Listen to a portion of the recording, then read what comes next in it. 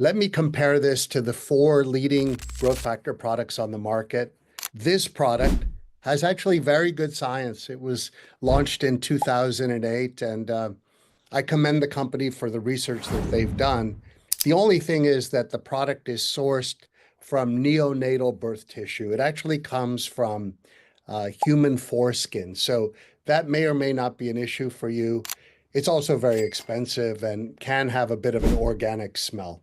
The second product also is very good. It's a human-derived growth factor. Its genesis comes from wound care.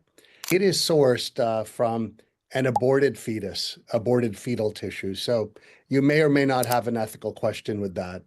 Now, the third product gets a little bit more interesting. This is a plant-derived growth factor. Well, humans do not have receptors for plants. When you take a growth factor, in order for it to signal a human cell to do something, it has to bind to the receptor on the cell surface.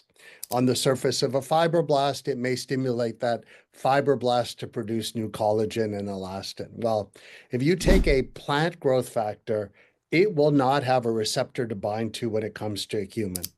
So if you think that's a problem, and I think it is, this one is even more troubling. There's a lot of buzz on snail mucin, but let me tell you, if you take a mollusk-derived growth factor and you put it on human skin, in particular on compromised or injured skin, you risk an allergic reaction. You risk an immune response because the snail growth factor is a xenoprotein. It is a foreign protein. It has no place in human regenerative aesthetics. So these are the four products I wanted to compare Maskad to. Our product per ounce is about a quarter of the price.